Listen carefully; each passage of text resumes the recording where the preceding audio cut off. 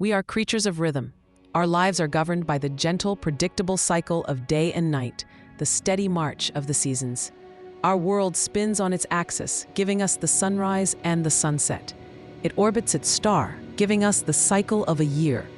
We take this cosmic clockwork for granted, but the universe is not required to be so gentle. Out there, in the darkness between the stars, are worlds that defy our every intuition about time and motion. Worlds where the sky is a permanent, unchanging canvas. Worlds where a single day can last longer than an entire year. These are not fantasies. These are real planets, locked in a strange and eternal gravitational embrace with their stars. They are worlds of absolute extremes, where one half of the planet is a scorched, timeless hellscape, and the other is a frozen, unending night. These are the tidally locked worlds, and they show us just how alien the universe can be.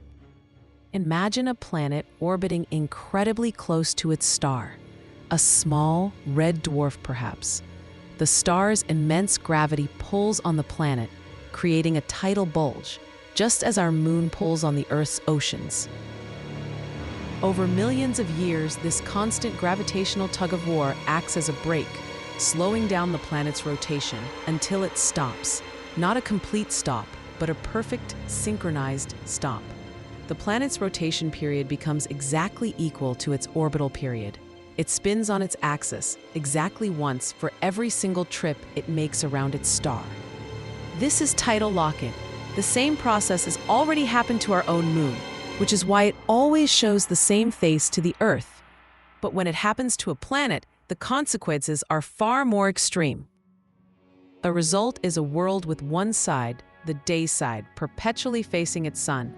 Here, the star never sets. It hangs motionless in the sky, a relentless, unblinking eye, baking the surface for all eternity.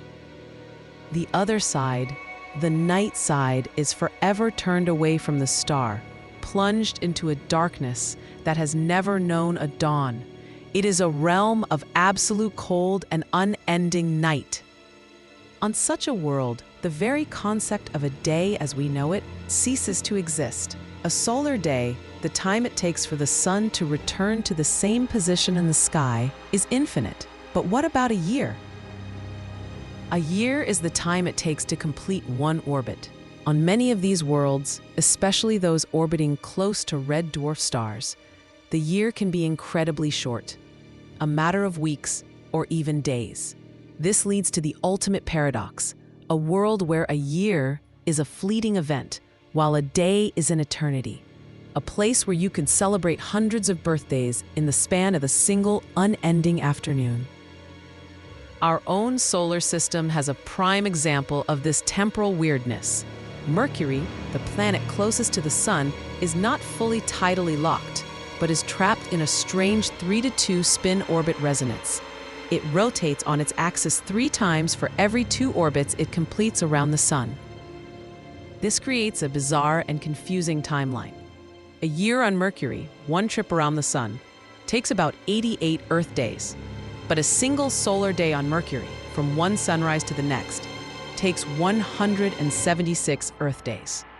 Its day is literally twice as long as its year. If you could stand on its surface, you would see the sun rise, then appear to stop, move backward in the sky for a time, and then resume its slow, agonizing crawl to the horizon. The silence of space holds the greatest secrets, secrets that could rewrite the very definition of our reality. Our journey is to listen to that silence and decode its messages. To join this expedition into the deepest, most reality-bending mysteries of the cosmos, subscribe to CosmoQuest 888 and activate the notification bell. You will be on the front lines as we explore the strangest worlds the universe has to offer. But the true exemplars of these extreme environments are the exoplanets we are now discovering in the thousands.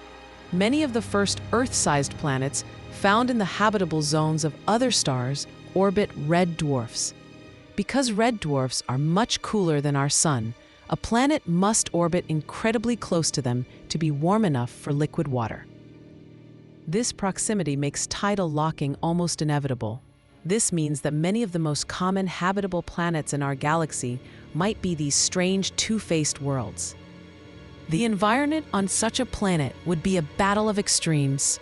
On the day side, with the star forever overhead, temperatures could soar to levels that would melt lead. The surface could be a barren, sterilized desert, its rock baked and cracked by the perpetual, relentless radiation. Any water would be boiled away instantly. On the night side, plunged in eternal darkness, the temperature would plummet to hundreds of degrees below zero. The atmosphere itself could freeze, falling as nitrogen snow onto a landscape of solid ice. It would be a world of absolute stillness and cold. Life, if it could exist at all, would be confined to a narrow, magical strip of land between these two hells, a region known as the Terminator or the Twilight Zone.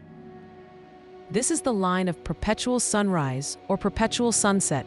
Here, the star would hang forever on the horizon, casting long, dramatic shadows. The temperatures could be moderate, potentially allowing liquid water to exist on the surface.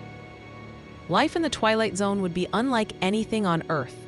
Plants, if they existed, would not need to track a moving sun.